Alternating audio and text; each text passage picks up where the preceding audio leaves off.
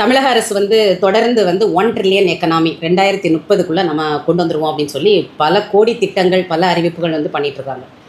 இதில் முக்கியமான ஒன்று நம்ம பார்க்குறது இப்போ சமீபத்தில் பரந்தூர் ஏர்போர்ட். ஆமாம், மக்கள் என்ன இது வளர்ச்சின்னா விமானத்தில் போனால் வளர்ச்சி அடைஞ்சிட்டோம் அப்படின்னு சொல்லிட்டு.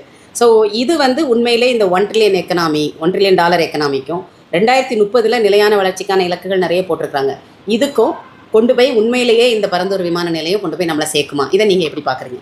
ஆமாம். ஸோ இப்போ நம்ம ஒரு திட்டம் போடுறாங்க அப்படின்னா, சஸ்டைனபிள் டெவலப்மெண்ட் கோல்ஸ் படி நிறைய கோல்ஸ் இருக்குது. ஹங்கரை இது பண்ணணும், ஃபுட் ப்ரொடக்ஷன் இன்க்ரீஸ் பண்ணணும், எம்ப்ளாய்மெண்ட்டை ஜென்ரேட் பண்ணணும், இக்கலாஜிக்கலாக எந்த பாதிப்பும் இல்லாமல் இருக்கணும். இந்த மாதிரியான விஷயங்களை அவங்க ஒரு இண்டிகேட்டர்ஸாக வச்சுருக்காங்க. ஸோ அப்போ இந்த திட்டத்தையும் நம்ம அந்த ஒரு ஃப்ரேம் ஒர்க்குள்ளார வச்சு நம்ம அனலைஸ் பண்ணும்போது இதில் எவ்வளோ நம்ம வேலை உருவாக்குறோம் அப்படின்ற சொன்னால் கூட இதனால் வரக்கூடிய பாதிப்புகள், இக்கலாஜிக்கலாக வரக்கூடிய பாதிப்புகள் நிறைய இருக்குது. ரெண்டாவது, இந்த ஒரு திட்டத்தினால தான் நமக்கு டெவலப்மெண்ட்டே வரப்போகுது அப்படின்றதும் ஒரு மாயையாக தான் இருக்குது. ஸோ இருக்கிற டேட்டாவெல்லாம் எடுத்து பார்க்கும்போது ஓகே, ஏர்போர்ட் கட்டிட்டா நம்ம வளர்ந்துருவோமா அப்படின்னா இல்லை அப்படின்ற மாதிரி தான் வருது. ஸோ அது முதல்ல நம்ம எப்படி பார்க்குறோம் அப்படின்னா, இந்த ஏர்போர்ட், ஆனால் நம்ம இந்த விஷயத்த ஏர்போர்ட்டு அப்படின்னு நம்ம பேச ஆரம்பித்தாவே ஐயோ நீங்கள்லாம் என்ன வளர்ச்சிக்கு எதிரானவங்களா இருக்கிறீங்கன்ற மாதிரி ஒரு பார்வை. அப்படி கிடையாது. வளர்ச்சியை தான் நாமளும் பேசுகிறோம். வளர்ச்சி, நிலையான வளர்ச்சி வேணும்னு தான் கேட்குறோம். அப்போ இங்கே என்ன பிரச்சனை இருக்குது? ஸோ இங்கே தான் இப்போ இந்த ஏர்போர்ட் நம்ம பண்ணும்போது இந்த ஏர்போர்ட் எந்த இடத்துல பண்ணுறாங்க அப்படின்றது ஒரு ஃபஸ்ட்டு ஒரு முக்கியமான விஷயம். இப்போ நம்ம அதுலேருந்தே பார்ப்போமே. ஏன்னா ஆல்ரெடி ஒரு பகுதியை அறிவிச்சிட்டாங்க. அந்த மக்கள் எதிர்ப்பு தெரிவிச்சுட்டு இருக்காங்க. பட் ஆனால் இந்த ஏர்போர்ட்னால இவ்வளோ பலன்கள் இருக்குன்ட்டு அரசாங்கம் ஒரு டேட்டா சொல்லுது. இந்த மாதிரியான விஷயங்கள் இருக்குது. பட் இந்த ஏர்போர்ட் வர்றதுனால நம்ம இந்த சுற்றுச்சூழல் லெவலில் என்ன பிரச்சனைகள் வருது, இதனால் சென்னைக்கு என்ன பலன், இல்லை சுற்றியுள்ள பகுதிகளுக்கு என்ன பலன் நம்ம பார்த்தோம் அப்படின்னா, இந்த ஏர்போர்ட் கூவம் வடிநில பகுதியில் வருது. கூவம் வடிநில பகுதியோட அப்பர் சைடில் இந்த ஏர்போர்ட் வருது. ஸோ ஏர்போர்ட்டுன்னு வரும்போதே நமக்கு தெரியும், அதை மொத்தமாக காங்கிரீட் போட்டு ஒரு 2700 ஏக்கர் இருக்குன்னா 2700 ஏக்கரையும் மொத்தமாக மூடிடுவாங்க. மூடி அங்கே வர நீர்நிலைகள் எல்லாமே மூடிடுவாங்க. ஸோ அப்போ கிட்டத்தட்ட ஒரு 33 நீர்நிலைகள் அங்கே மூடப்படுது. ஸோ கூவத்தில் தான் இந்த கூவம் வடிநில பகுதியில் தான் இந்த ஏர்போர்ட் வருதுன்றதுனால 33 நீர்நிலைகள் மூடிட்டாங்கன்னா அங்கே பெய்கிற மழை இந்த 33 நீர்நிலைகளில் ஃபில் ஆகாமல் எக்ஸஸ் வாட்டராக உங்களுக்கு கூவம் வடிநில பகுதிக்கு தான் வந்துச்சுன்னா ஆல்ரெடி கூவம் வடிநில பகுதியில் சென்னைக்குள்ளார வரும்போது அது ரொம்ப ஒரு குறுகிய பாதைக்குள்ளே தான் போகுது. மெட்ராஸ் யூனிவர்சிட்டிக்குள்ளே போகுது. ஃப்ளட்லைன் ஏரியாவே கிடையாது. சென்னைக்குள்ளே வர எந்த ஆறுகளுக்குமே ஃப்ளட்லைன் ஏரியா கிடையாது. ரெண்டாவது, ஹை டென்சிட்டி, நிறைய மக்கள் அந்த பகுதிகளில் வாழ்கிறாங்க. ஒரு 2 அடி தண்ணி மேலே ஏறிச்சுனாலே உள்ளார வந்துடும். ஸோ அப்படி இருக்கும்போது இவ்வளோ எக்ஸஸ் வாட்டரை நம்ம திரும்ப சென்னைக்குள்ளார அனுப்புறதுக்கான எல்லா வழிகளும் இந்த பரந்தூர் ஏர்போர்ட் லொக்கேஷனில் நடக்குது. பரந்தூர் ஏர்போர்ட் அந்த லொக்கேஷனில் தான் நடக்கும். ஆல்ரெடி ஐஐடியோட அறிக்கையில் 2015 எவ்வளோ எக்ஸஸ் தண்ணி போச்சு அதில் ரொம்ப தெளிவாக சொல்லியிருக்காங்க. சென்னையோட சபர்பன் ஏரியாஸில் பெய்ஞ்ச மழையினால, அதாவது காஞ்சிபுரம் பகுதியில் பெய்கிற மழையினால தான் இந்த தண்ணி இதுக்குள்ளார வருதுன்றது தெளிவாக சொல்லியிருக்காங்க. ஆனால் எல்லாரும் ஒரு எண்ணம் என்ன இருக்குது அப்படின்னா, செம்பரம்பாக்கம் ஏரியா திறந்து விட்டாங்க அதனால தான் வந்துச்சு. பட் ஆனால் அது உண்மை இல்லைங்கிறது சிஏஜி அறிக்கையில் சொல்லியிருக்காங்க. சிஏஜி அறிக்கையிலையும் சொல்லியிருக்காங்க, ஐஐடி பண்ண ரிசர்ச்லையும் சொல்லியிருக்காங்க எவ்வளோ தண்ணி வந்ததுன்றது. அந்த எங்கே மழை பெஞ்சு எவ்வளோ தண்ணி வந்ததுன்னு நம்ம சொல்லிட்டு இருக்கோமோ அதே இடத்துல தான் இந்த பரந்தூர் ஏர்போர்ட்டை பண்ணுறாங்க. ஸோ அப்போ பாதிப்பு எவ்வளோ பன்மடங்கு இருக்கும். ஆனால் அந்த பாதிப்பு யாருக்கு அதிகமாக இருக்கும் அப்படின்னா, சென்னையில் வசிக்கக்கூடிய நார்த் சென்னை, சவுத் சென்னை அந்த பகுதியில் அடையாறும் கூவமும் எங்கெங்கெல்லாம் கட்ட கிராஸ் ஆகுதோ அந்த இடத்துல வசிக்கிற மக்கள் எல்லாருமே இதில் ஒரு பெரிய பாதிப்புக்கு உள்ளார போகிறாங்க. இது ஒரு பக்கம் இருக்க. இப்போது அங்கே உள்ள இப்போ பரந்தூர்னு பார்த்திங்கன்னா அது ஒரு செழிப்பான ஒரு ஊர். தண்ணி வருஷம் ஃபுல்லாக இருக்குது. 3 வேளை பயிரிடுறாங்க. ஸோ அப்போ கிட்டத்தட்ட ஒரு 2000 ஏக்கருக்கு அவங்க பயிர் பண்ணுறாங்க அப்படின்னா அந்த அக்ரிகல்ச்சரல் லேண்டு ஃபுல்லாகவே போகுது. ஸோ அப்போது ஃபுட் செக்யூரிட்டின்ற ஒரு ஆஸ்பெக்ட்லையும் நம்ம சஸ்டைனபிள் டெவலப்மெண்ட் கோல்ஸ்ன்னு பார்த்தோம்னா அதுலேயும் ஒரு பாதிப்பு இதனால் வருது. நீர்நிலை மேலாண்மையில் டிசாஸ்டரும் அதுவும், க்ளீன் வாட்டர் அண்ட் சானிடேஷன் அதுவும் போயிடுது. ஸோ முக்கியமான இண்டிகேட்டர்ஸ் இதில் பாதிப்பு வந்துடுது. ரெசிலியன்ட் கம்யூனிட்டிஸ் அண்ட் சிட்டிஸ்னு சொல்கிறாங்க, அதுவும் இதில் பாதிப்பு வந்துடும். ஸோ இது இல்லாமல் அடுத்த கட்டமாக சரி இந்த ஏர்போர்ட்னால வேறு யாருக்கு தான் பலன் இல்ல முதல்ல வேணுமா அப்படிங்கிற கேள்வி அப்படின்னு. இப்போ நிறைய வருது. இப்போ என்ன நிறைய ஆய்வுகள் பண்ணி தான் ஒரு விஷயங்களை செய்கிறாங்க. ஏன்னா ஒரு எக்கனாமிக்கல் டெவலப்மெண்ட் அப்படின்னு பார்க்கும்போது இப்போ நம்ம நாட்டில் இருந்து என்ன விஷயத்துக்காக வெளிநாடுகளுக்கு போகிறாங்க, எவ்வளோ பேர் போகிறாங்க, இப்போ கல்விக்கு போகிறாங்களா, மருத்துவத்துக்கு போகிறாங்களா, தொழில் ரீதியாக போகிறாங்களா, வேலை வாய்ப்புகள் இங்கே இல்லாமல் போகிறாங்களா, அதெல்லாம் நம்ம பார்க்க வேண்டியது இருக்குது. ரெண்டாவது எத்தனை சதவீதம் பேர் வெளிநாட்டுக்கு போகிறாங்க, அப்படி போகிறவங்க எந்தெந்த நாடுகளுக்கு போகிறாங்க. இப்போ இன்டர்நேஷ்னல் ஏர்போர்ட் அப்படின்னும் போது இப்போ எல்லாரும் இப்போ நம்ம ஊரில் இருந்து நம்ம தமிழகத்திலேருந்து எல்லாரும் எந்தெந்த நாடுகளுக்கு அதிகமாக போகிறாங்க அப்படின்னு பார்த்தோம்னா இப்போ ஏஷியன் கண்ட்ரீஸுக்கு கொஞ்சம் நிறைய பேர் போகிறாங்க, அரேபியன் கண்ட்ரீஸ்க்கு போகிறாங்க வேலை வாய்ப்புக்காக. மீதி கொஞ்சம் யூஎஸ் கொஞ்சம் பேர் போவாங்க, யூகே போகிறாங்க. மற்றபடி பார்த்தா நிறைய அதெல்லாம் கனெக்டிவிட்டி அதெல்லாம் பார்த்து எவ்வளோ பேர் போகிறாங்கன்னு பார்த்து தான் கனெக்டிவிட்டிஸை வந்து கொண்டு வந்துருக்காங்க. இந்த அடிஷனல் ஏர்போர்ட் வந்து எந்த விதத்தில் இதுக்கு வந்து சப்போர்ட்டிவாக இருக்க போது, இருக்கிற ஏர்போர்ட் எந்த விதத்தில் குறைபாடாக இருக்குது? ஆமாம், இப்போ இருக்கிற ஏர்போர்ட்டோட மேக்ஸிமம் கெப்பாசிட்டியே வந்து ஏர்போர்ட் அத்தாரிட்டி ஆஃப் இந்தியா கொடுக்குறது வந்து 35 மில்லியன் பேசஞ்சர்ஸ் வந்து நாங்கள் ஹேண்டில் பண்ணுறது சொல்கிறாங்க இருக்குது. பட் இப்போ வரைக்கும் வந்து நம்ம டேட்டா பார்த்தீங்கன்னா 24லேருந்து 25 மில்லியன் தான் வந்து இது வரைக்கும் ஹேண்டில் பண்ணியிருக்கு. ஸோ இன்னும் 10 மில்லியன் பேசஞ்சர்ஸ் வந்து ஹேண்டில் பண்ணக்கூடிய கெப்பாசிட்டி இங்கேயே இருக்குது. இல்லை நாங்கள் வந்து நிறைய இண்டஸ்ட்ரீஸ் கொண்டு வரோம், அதனால நிறைய பேசஞ்சர்ஸ் வருவாங்க, அதனால் எங்களுக்கு ஏர்போர்ட் வேணும் அப்படின்னு சொன்னால் கூட இப்போது பரந்தூரில் அவங்க ப்ரப்போஸ் பண்ணியிருக்கிறது வந்து 100 மில்லியன் பேசஞ்சர்ஸ். இப்போது இந்தியாவை எடுத்துக்கோங்க. இந்தியாவில் பயங்கர பிஸி ஏர்போர்ட் அப்படின்னு பார்த்தீங்கன்னா டெல்லி ஏர்போர்ட். ஓகேங்களா, அதுதான் ஒரு ஒரு ஒரு ஹப்பாக இருக்குது. பல ஊரில் இருக்கிறவங்களாம் இங்கே வந்து இறங்கி மாறி போகிறாங்க. இங்கேருந்து போகிறது எல்லா ஊர்களும் எல்லா நாடுகளையும் கனெக்ட் பண்ணுற ஒரு கேபிட்டல் சிட்டி ஆஃப் இந்தியாங்கிறனால அதோட கெப்பாசிட்டியே மேக்ஸிமம் கெப்பாசிட்டியே வந்து 70 மில்லியன் தான். ஸோ இப்போ நம்ம 100 மில்லியன் சொல்கிறோன்னா அப்போ நம்ம டெல்லிக்கு இருக்கிற தேவை ஆர் அது ஹேண்டில் பண்ணுறதை விட நிறைய நம்ம ஹேண்டில் பண்ண போகிறோம் நம்ம சொல்கிறோம். அப்போ அதுக்கான பக்கத்துல இன்னும் தெலுங்கானா டெல்லி இருக்கு, இங்க பக்கத்துல மும்பை இருக்கு, பெங்களூர் இருக்கு, எல்லாமே வந்து இதே லெவல்ல வந்து ஹேண்டில் பண்ணிட்டு இருக்காங்க. ஸோ நாம கிட்டத்தட்ட வந்து இப்போ டெல்லி வந்து மேக்ஸிமம் ஹேண்டில் பண்றாங்க. டெல்லி எங்க திருப்பி தூக்கி கொண்டு வச்சிருக்காங்களா, இந்த வடிவேலு காமெடியில சொன்ன மாதிரி தூக்கி வைக்கிறாங்களான்னு தெரியல. இப்போ டெல்லி இருக்குது, அடுத்து மும்பை ஒரு கெப்பாசிட்டி இருக்குது, அதுக்கப்புறம் பெங்களூர் வருது, அதுக்கப்புறம் தான் நாம் வரோம், சென்னை வரோம், இதுக்கு முன்னாடி ஹைதராபாத் வேறு இருக்குது ஆக்சுவலாக, அப்புறம் கொச்சி இருக்குது. ஸோ இப்படி தான் வந்து இந்த ஹப் இருக்குது. ஸோ இப்போ 100 மில்லியன் பேசஞ்சர் எங்கேருந்து வருவாங்க அப்படின்ற ஒரு பெரிய கேள்விக்குறி இருக்குது. ஸோ ரெண்டாவதாக பார்த்திங்கன்னா இப்போ நமக்கு சென்னையோட கெப்பாசிட்டி 35 மில்லியன்றது நமக்கு சொல்லிட்டாங்க. இப்போது இதை வந்து இன்னும் எப்படி இன்க்ரீஸ் பண்ண முடியும், இதில் உள்ள கட்டமைப்புகள் வந்து 100% எஃபிஷியண்ட்டாக அங்கே வேலை பார்த்துட்ருக்கா அப்படின்றத நம்ம ஆய்வு பண்ண வேண்டியிருக்கு. இப்போது எக்ஸ்பர்ட்ஸ் வந்து என்ன சொல்கிறாங்க அப்படின்னா இப்போ நமக்கு வந்து 2 ரன்வே இருக்குது. ஸோ ஒன்று வந்து மேஜர் ரன்வே, அதில் தான் வந்து எல்லா ஹெவி டிராஃபிக் வந்துட்டு இருக்கு. இது இல்லாமல் செகண்டரி ரன்வே ஒன்று இருக்குது, அடையார் ரிவருக்கு மேலே கட்டியிருப்பாங்க. ஸோ நமக்கு 2015 வெள்ளத்தில் வந்து அந்த ரன்வே தான் பெருமளவு வந்து பாதிப்புக்கு உள்ளாச்சு. இப்போ அந்த ரன்வேயோட யூட்டிலிட்டி எவ்வளோ யூசேஜ் பண்ணியிருக்காங்கன்னா அது ரொம்ப கம்மியாக தான் இருக்குது. ஆமாம், ஆர்டிஐ மூலயமா நம்ம ஆர்டிஐ ஆக்டிவ்ஸ் வாங்கும்போது கிட்டத்தட்ட 4% தான் அதோட யூசேஜே இருக்குது. அப்படின்னா ஏன் அது அவ்வளோ கம்மியாக யூசேஜ் இருக்குது அப்படின்ட்டு இந்த ஏர்போர்ட் எக்ஸ்பர்ட்ஸ் அவங்கக்கிட்ட இந்த சேஃப்டி ஃபீச்சர்ஸில் வேலை பார்க்குறவங்கக்கிட்ட பேசும்போது என்ன சொல்கிறாங்கன்னா அந்த ரன்வேயோட தரம் வந்து சரியில்லை. ஸோ பெருமளவில் வந்து பெரிய ஃப்ளைட்ஸ்லாம் அங்கே இறக்க முடியாது. அந்த அடையார் மேலே கட்டியிருக்கிற பிரிட்ஜு வந்து பெரிய டேமேஜில் இருக்குது. அதுக்கான தரவுகள் எல்லாமே அவங்க எடுத்து வச்சுருக்காங்க. ஸோ ஒரு ஃப்ளைட் வந்து இந்த பிரிட்ஜில் இறங்குது அப்படின்னா அந்த பிரிட்ஜு கொலாப்ஸ் ஆகிடும். ஸோ அந்த த்ரெஷோல்டை வந்து ஆல்ரெடி பிரிட்ஜில் இறக்காமல் தள்ளி இறக்கிறதுனால இந்த லென்த் ஆஃப் த ரன்வே வந்து பெரிய ஃப்ளைட்ஸுக்கு பத்தலை. ஸோ அதனால் வந்து சின்ன சின்ன ஃப்ளைட்ஸு அப்படி மட்டும்தான் வந்து இறக்கி இதை வந்து ஆப்ரேட் பண்ணிகிட்டு இருக்காங்க. ஸோ இது வந்து அப்போ அங்கே உள்ள கட்டமைப்பில் ஏதோ பிரச்சனை இருக்குது. ஸோ அந்த கட்டமைப்பை நீங்கள் சரி செஞ்சாலே இன்னும் நிறைய 1 கோடி பேர் அதில் பயணம் பண்ணுறதுக்கான ஸ்கோப் இருக்குது. இது இல்லாமல் நீங்கள் அந்த பகுதிகளில் வந்து இன்னொரு ரன்வே கட்ட முடியுமா, அதுக்கான ஆய்வுகள் எல்லாம் நம்ம பண்ணி இன்னொரு ரன்வே கட்டக்கூடிய பாசிபிலிட்டி இருக்குன்னு எக்ஸ்பர்ட்டீஸ் சொல்கிறாங்க. ஸோ இருக்கிற ஃபெசிலிட்டியை வந்து நீங்கள் அங்கேயே வந்து அதை பெட்டராக பண்ணி 100% எஃபிஷியன்சிக்கு கொண்டு போகக்கூடிய எல்லா வாய்ப்புகளும் இருக்குது. அப்படி இருக்கும்போது எதுக்காக இந்த பரந்தூர் இன்னொரு 100 மில்லியன் எதுக்கு அப்படின்ற ஒரு கேள்வி வருது.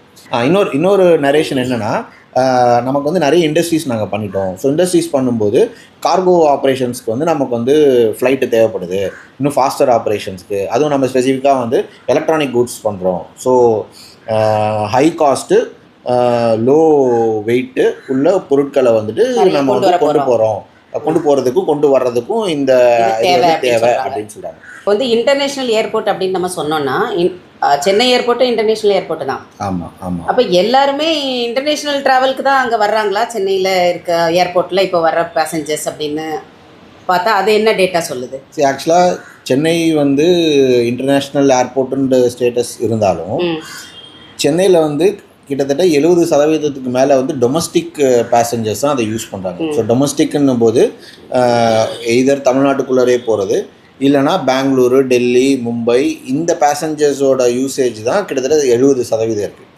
மீதி உள்ள 30% வந்து பார்த்திங்கன்னா நம்ம ஊர்லேருந்து வந்து சவுத் ஈஸ்ட் ஏஷியன் கண்ட்ரீஸ்க்கு போகிறதும் கல்ஃபுக்கு போகிறதும் தான் மெஜாரிட்டி பாப்புலேஷன் இருக்காங்க. ஸோ இப்போ இன்றைக்கி சினாரியோ எடுத்துப்போமே, நமக்கு வந்து டொமஸ்டிக்கு தான் மேக்ஸிமம் கெப்பாசிட்டி இருக்குது அப்படின்னா, இப்போ இந்த டொமஸ்டிக் டிரான்ஸ்போர்ட்டேஷன் வந்து இன்னும் எஃபிஷியண்ட்டாக நிறைய விஷயங்கள் வந்துருச்சு. இப்போ நம்ம ரயில்வே இதிலே வந்து ஹை ஸ்பீட் ரயில்வேஸும் அனௌன்ஸ் பண்ணுறாங்க. அது வந்து நீங்கள் பெங்களூருக்கு வந்து 5 மணி நேரம் ஆகுமா, 2 மணி நேரத்தில் போயிடலான்னு சொல்கிறாங்க. அது இல்லாமல் வந்து இன்னும் பல டெக்னாலஜிகள் வந்து உள்ளர வரப்போகுது. லோ காஸ்ட்டில் ஒரு ஏர்போர்ட் கட்டுறதுல ஒரு ஃப்ராக்ஷன் ஆஃப் அ காஸ்ட்ல இந்த மாதிரியான விஷயங்களை பண்ணி நிறைய பேரை பேசஞ்சர்ஸையும் கொண்டு போக முடியும். டைம் கம்மியாகும். இப்போ நம்ம ஏர்போர்ட் போகிறோன்னா நம்ம வீட்டில் இருந்து ஒரு கேபை பிடிச்சி போயிட்டு அங்கே ஒரு வெயிட்டிங் பீரியடு, ஒரு 1 hour முன்னாடி செக்இன் வரணும், காத்திருக்கணும், செக்யூரிட்டி செக், கண்ட்ரோல் இருக்குது. அப்புறம் அந்த ட்ராவல் டைம், அப்புறம் அங்கேருந்து வெளியில் போகிறதுக்கு ஒரு 1 மணி நேரம், அங்கேருந்து வீட்டுக்கு போகுதுன்னு பார்த்தீங்கன்னா ஒரு கன்சிடபிளாக வந்து ஒரு 2 to 3 hours வந்து நம்ம ட்ராவலே பண்ணல. அந்த ட்ராவலுக்கான ப்ரிப்பரேட்டரி ஒர்க்கில் தான் உட்காந்துட்டு போயிடுது. காஸ்ட்டும் அதில் போயிடுது. இப்போ நீங்கள் ட்ரெயின் மாதிரியான இதில் எடுத்தீங்கன்னா நமக்கு அது எதுவுமே தேவையில்லை. நம்ம பாட்டு ட்ரெயின் வந்தோம்னா ஏறி உட்காந்தோம்னா போயிட்டே இருக்கும். ஸோ இப்போ ஹை ஸ்பீட் ட்ரெயின்லாம் வந்துச்சுன்னா உங்களுக்கு டைமும் கம்மியாகிடுது. இப்போ ஃப்ளைட் யூஸ் பண்ணுறது மெயின் ரீசன் என்ன? நான் சீக்கிரமாக ஒரு இடத்துக்கு போகணுன்றது தான். ஸோ அப்போ அது வந்து நீங்கள் ட்ரெயின்லேயே போயிட்டீங்கன்னா உங்கள் மக்கள் வந்து ஆட்டோமேட்டிக்காக நீங்கள் சொல்லணும்னு அவசியம் இல்லை, அவங்களே வந்து ஃப்ளைட்லேருந்து ட்ரெயினுக்கு வந்து ஷிஃப்ட் ஆகிடுவாங்க.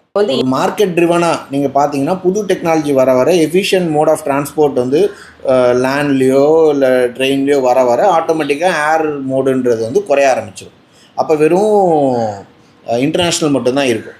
அப்போ அந்த 30% இன்டர்நேஷ்னல் பேசஞ்சர்ஸை மட்டும் வச்சுட்டு நீங்கள் இவ்வளோ பெரிய ஏர்போர்ட்டை ரன் பண்ண முடியாது. ப்ராஃபிட்டபுளாக இருக்காது, லாபம் கிடைக்காது.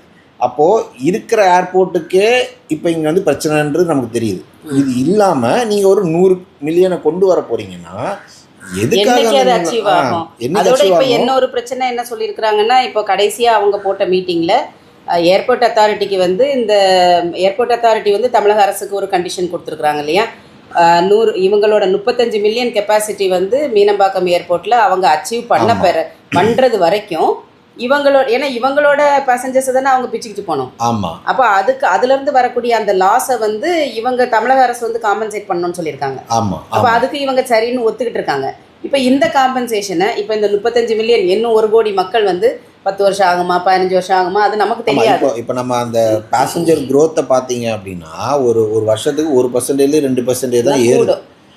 அப்பனா எப்போ வந்து நீங்க 35 மில்லியன் வரோன்னு நமக்கு தெரியாது. ரெண்டாவது சஸ்டைனபிள் டெவலப்மெண்ட் கோல்ஸ்ல இருக்கக்கூடிய 17 கோல்ஸையும் முறையா நம்ம செய்தோம்னா மக்கள் வந்து இங்கிருந்து வெளிநாடுகளுக்கு போக வேண்டிய அவசியமே குறையும். ஆமா, வெறும் பிசினஸ், டூரிசம் அந்த மாதிரி தான் போவாங்க. இப்போ நம்ம இதில் பார்த்தீங்கன்னா நிறைய சர்வீஸ் இண்டஸ்ட்ரீஸ் தான் நிறைய இருக்குது. இப்போ சர்வீஸ் இண்டஸ்ட்ரீஸ்ன்னு பார்க்கும்போது ஐடி கம்பெனிஸ் இருக்குது. இப்போ ஐடி கம்பெனிஸோட ட்ராவல் பாலிசியே வந்து கார்பன் ஃபுட் பிரிண்ட் பேஸ் பண்ணி மாற்றிக்கிட்டு இருக்காங்க. ஸோ எவ்வளோ ட்ராவல் பண்ணலாம், எவ்வளோ நான் வந்து ஒருத்தருக்கான கார்பன் ஃபுட் பிரிண்ட்டை குறைக்க முடியும். இப்போ கோவிட் வந்ததுக்கப்புறம் நமக்கு ஒரு பெரிய விஷயம் என்னென்னா வீடியோ கான்ஃபரன்சிங் டெக்னாலஜியை வந்து பெரிய லெவலில் டெவலப் பண்ணிட்டாங்க. ஸோ நீங்கள் ட்ராவலே பண்ண வேண்டான்றாங்க. அங்கேருந்தே இதுலேருந்தே ஆன்லைன்லேயே நீங்கள் எல்லாத்தையுமே முடிச்சிருங்கன்ற மாதிரியான ஒரு சினாரியோ வந்துச்சு. ஸோ அப்போ ஆட்டோமேட்டிக்காக மக்கள் ட்ராவல் பண்ணுறதுன்றது வந்து ரோடு டிராவலே இனி இப்போ இந்த போர் வந்திருக்குது. ஆமா, இனி பெட்ரோல் இல்லை, இனி வீட்டில் உட்காந்து வேலை செய்யணும், வர வேண்டாம்னு சொன்னா அது பெரிய கேள்வி. இது வேற போயிடுது.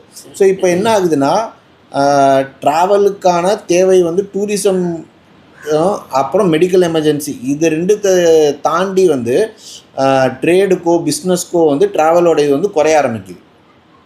அப்போது இந்த தேவை ஃபஸ்ட்டு வேணுமா அப்படின்னு ஒரு இது வந்துருச்சு. நல்ல கல்வி, நல்ல மருத்துவம், நல்ல வேலை வாய்ப்பு, இந்த 3 இங்கே வந்துருச்சுன்னா சஸ்டைனபிள் டெவலப்மெண்ட் கோல்ஸ்ல இருக்கிற மாதிரி இங்கே கொண்டு வந்தாச்சுன்னா அவங்களுக்கு நமக்கு ஆட்டோமேட்டிக்கா மக்கள் இதுக்காக வெளிநாடுகளுக்கு போய் வேலை தேடி போறதே வந்து குறைய ஆரம்பிக்கும். அப்போ சஸ்டைனபிள் டெவலப்மெண்ட் கோல்ஸ் அச்சீவ் பண்றோம் அப்படின்னா, அதை நோக்கி நம்ம கால் எடுத்து வைக்கிறோம் அப்படின்னா ஆட்டோமேட்டிக்கா இந்த இதுக்கான தேவைகள் குறைஞ்சாதான் அது ரைட் இண்டிகேட்டர். நம்ம இப்போ நீங்கள் இந்த 35 மில்லியன் மக்கள் வர்ற வரைக்கும் நாங்கள் வந்து காம்பன்சேஷன் இழப்பீடு கொடுப்போம் அப்படின்னு சொல்லி தமிழக அரசு ஒத்துக்கிட்டு வந்திருக்காங்க இல்லையா? இந்த இழப்பீடையே யார் கொடுப்பா? இங்கேருந்து நான் இந்த ஏர்போர்ட்டில் போகலை, புதுசாக பெருசாக ஏர்போர்ட் கட்டியிருக்காங்க, அதனால் நான் அங்கே போய் போகிறேன்னு சொல்லி போகிற பேசஞ்சர் அந்த இழப்பீடை கொடுப்பாரா? இல்லை நம்மளை மாதிரி சாதாரண மக்கள் ஃப்ளைட்டில் டெய்லி போகாத நாம் அந்த இழப்பீடை நம்மளோட வரி பணத்தில் எடுத்து கொடுப்பாங்களா? எங்கேருந்து அந்த பணத்தை கொடுப்பாங்கங்கிறதே நமக்கு தெரியல. கவர்மெண்ட் என்ன சொல்லுதுன்னா, இல்லை நாங்கள் வந்து நிறைய இண்டஸ்ட்ரீஸ் கட்டிட்டோம், ஸோ இண்டஸ்ட்ரீஸ்லேருந்து நாங்கள் வந்து கார்கோ டிரான்ஸ்போர்ட்டை கான்சன்ட்ரேட் பண்ண போகிறோம். அதுவும் வந்து எலக்ட்ரானிக் இண்டஸ்ட்ரியில் இப்போ நம்ம வந்து தமிழ்நாடு வந்து இந்தியாவிலே முதல் மாநிலமாக வந்துட்டுருக்கு. So high cost low wait உள்ள சிப்ஸு இந்த மாதிரியான இது எல்லாமே நாங்கள் கொண்டு போக போகிறோம், செல்ஃபோன்ஸ் இதெல்லாம் கொண்டு போக போகிறோங்கிறாங்க. பட் இதுவுமே வந்து பார்த்திங்கன்னா கார்கோ ஹேண்டில் பண்ணுறக்கூடிய சினாரியோ சென்னை ஏர்போர்ட்டில் வந்து பார்த்திங்கன்னா ஒரு 4 லட்சம் மெட்ரிக் டன் தான் வந்து பலகாலமாக இருக்குது.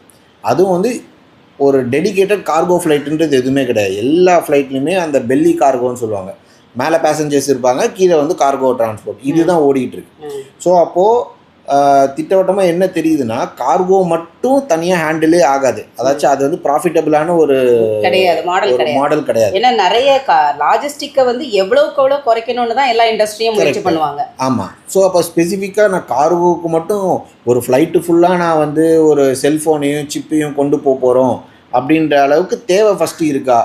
அவ்வளோ எக்ஸ்பென்சிவான ஒரு மோட் ஆஃப் ஆப்ரேஷனில் வந்து ஒரு கூட்ஸை வந்து டிரான்ஸ்போர்ட் பண்ணுறதுக்கு இண்டஸ்ட்ரீஸ் ஃபஸ்ட்டு ரெடியாக இருக்கா? ஏன்னா அது வந்து எல்லாமே ப்ராஃபிட் தான். இதில் ப்ராஃபிட் வரலன்னா அவங்க அதை பண்ண போகிறது கிடையாது. கிட்டத்தட்ட வந்து 1% ஆஃப் த கூட்ஸ் மட்டும்தான் வந்து கார்கோவில் வந்து டிரான்ஸ்போர்ட்டே ஆகுது. நீங்கள் வந்து சீயை கம்பேர் பண்ணிங்க, போர்ட்டு மூலியமாக கான்வெர்ட்னா 1% மட்டும்தான் வந்து ஏர் கார்கோவே ஹேண்டில் பண்ணுது. மோஸ்ட்லி எமர்ஜென்சி பேஸ்டு சப்ளைஸு, இல்லை வந்து பெரிஷபிளாக இருக்குது ஆனால் இம்மீடியட்டாக போகணும் அப்படின்னா அந்த மாதிரியான கூட்ஸ் மட்டும்தான் போகுது. கார்கோக்காக தான் இவ்வளோ பெரிய ஏர்போர்ட் கட்டுறாங்களா அப்படின்னா அதுவும் வந்து ஒரு கேள்வி. கார்கோக்குன்னா எந்த நாட்டுக்கு போகுது, என்ன கொண்டு போகிறாங்க, என்ன தொழில் நடக்க போகுது அந்த நாடுகள், இல்லை அங்கேருந்து கொண்டு வரது என்ன கொண்டு வர போகிறாங்க, இதுவுமே வந்து எதுவுமே தெளிவாகவே இல்லை.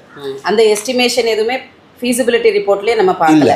இப்போ ப்ரீ ஃபீஸிபிலிட்டி ரிப்போர்ட்லேயும் பொதுவாக ஒரு ப்ரீ ஃபீஸிபிலிட்டி ரிப்போர்ட்டுக்குன்னு ஒரு டெம்ப்ளேட் இருக்கு இல்லையா? இந்தந்த விஷயங்கள்லாம் இருக்கணும், அடுத்த 30 ஆண்டுகளில் இந்தந்த வளர்ச்சிகள் வரும், ஸோ அதை அடிப்படையாக வச்சு இதுக்கான தேவைகள் இவ்வளோ கூடும் அப்படின்னு எந்த விஷயமே அதில் கொண்டு வரப்பட மென்ஷன் பண்ணலை.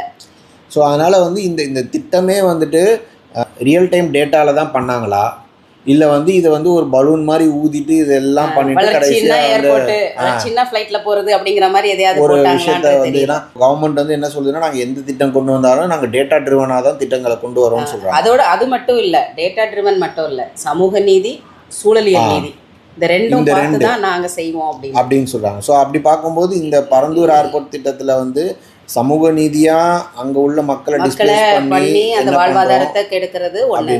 ரெண்டாவது உணவு உற்பத்தியை தடை பண்ணுறாங்க. உணவு உற்பத்தி நமக்கு அது அத்தியாவசிய தேவை, அது சஸ்டைனபிள் டெவலப்மெண்ட் கோல்ஸில் 1வது 2வது இருக்கிறது காலி பண்ணியாச்சு. அடுத்து தண்ணி, அதுவும் காலி சூழலியல் நீதின்னு வர்றது தண்ணி, அந்த அது சுற்றுச்சூழல் சம்மந்தப்பட்ட எல்லாமே அங்கே வந்து ஒரு கொலாப்ஸ் ஆகும். இன்னும் ஒரு சில வல்லுநர்கள்லாம் அந்த சைடில் வந்து அவ்வளவு நீர்நிலைகள் இருக்கிறனால நிறைய பறவைகள் வந்து அங்கே வரும். அந்த பறவைகள் வந்து திடீர்னு டக்குன்னு ஏர்போர்ட் எல்லாம் வந்துருச்சுன்னா அவங்களுக்கு தெரியாது இந்த ஏர்போர்ட் கட்ட போகிற விஷயம். அதனால அவங்க தொடர்ந்து பயணம் பண்ணிட்டு இருப்பாங்க, நிறைய ஃப்ளைட்டில் வந்து அடிபட்டு சாகக்கூடிய ஒரு சூழல் வரும் அப்படிங்கிறதையும் நிறைய பேர் சொல்லிட்டு இருக்கிறாங்க இல்லையா? ஸோ இது எல்லா விஷயங்களையும் எடுத்து நாம் பார்க்கும்போது ஒரு சஸ்டைனபிள் டெவலப்மெண்ட் கோல்ஸ்க்கோ அச்சீவ் பண்ணுறதுக்காகவோ, இல்லை வந்து நாம் சொல்கிற 1 ட்ரில்லியன் எக்கானமி அச்சீவ் பண்ணுறதுக்கு இந்த ஏர்போர்ட்டோட தேவைன்றது வந்து சரியான புரிதலோடு தான் இந்த திட்டத்தை வந்து இவங்க அறிவிச்சிருக்காங்களா, இல்லை இதை வந்து ஒரு விஷனரி திட்டம்ன்ற மாதிரி ஒன்று சொல்லிவிட்டு இதெல்லாம் நாங்கள் அறிவித்தோம், அதுக்கப்புறம் இதெல்லாம் சாத்தியமாக வரல, நாங்கள் ட்ராப் பண்ணிட்டோம்னு சொல்ல போகிறாங்களா என்னன்றது தெரியல. தெரியல. ஏன்னா இதில் பல ஆயிரம் கோடிகள் வந்து இப்போ ஏர்போர்ட் மட்டுமே 30,000 கோடிக்கு பட்ஜெட் சொல்கிறாங்க. அதுவும் கடன் வாங்கி தான் கட்ட போகிறாங்க. கடன் வாங்கி தான் பண்ண போகிறாங்க. இது இல்லாமல் இதை சுற்றி வரக்கூடிய அடுத்த ஃபெசிலிட்டி, இப்போ மெட்ரோ லைன் போகணும், டிரான்ஸ்போர்ட் சிஸ்டம்ஸ் அங்கே கொண்டு போகணும், இதுக்கெல்லாம் எவ்வளோ செலவு பண்ண போகிறாங்க. ஆனால் அங்கே நம்ம அந்த இதை பார்க்கும்போது உண்மையிலேயே வந்து $1 trillion எக்கனாமிக்காக அந்த திட்டத்தை போடுறாங்களா, இல்லை அங்கே சுற்றி ரியல் எஸ்டேட் பிஸ்னஸ் நடக்கிறத பார்த்தா, விளம்பரங்கள் ஒரு சுவர்லையா நடக்கிறத பார்த்தா, விமான நிலையம் கட்டுறதுக்கு இன்னும் எல்லா என்ஓசியும் வந்து இன்னும் அப்ரூவலே ஒன்றும் வரல. அதுக்கு முன்னாடி வந்து விமான நிலையம் அருகில், பரந்தூர் விமான நிலையம் அருகில் அப்படின்னு அந்த விளம்பரங்கள் ரியல் எஸ்டேட் பிஸ்னஸ் பூம் ஆகிறத பார்த்தா, உண்மையிலே இது $1 trillion எக்கனாமியை கொண்டு வரதுக்கும் 2030 வளர்ச்சியை அடைகிறதுக்கும் கொண்டு வந்திருக்காங்களா, இல்லை இது ஏதோ ரியல் எஸ்டேட் பிஸ்னஸை வளர்க்குறது கொண்டு வந்துருக்காங்களான்னே நமக்கு தெரியல. ஸோ நம்ம தொடர்ந்து வந்து கோடிக்கணக்கான திட்டங்களும் இருக்கிற திட்டங்களை திறம்பட செயல்படுத்துகிறதும், இந்த ரெண்டில் எது வந்து 2030 சஸ்டைனபிள் டெவலப்மெண்ட் அடைகிறதுக்கு நமக்கு உதவி செய்யும் அப்படிங்கிறத நம்ம பார்த்துட்ருக்குறோம். இன்னொரு வீடியோவில் இன்னொரு திட்டத்தை பற்றி நம்ம பேசலாம்.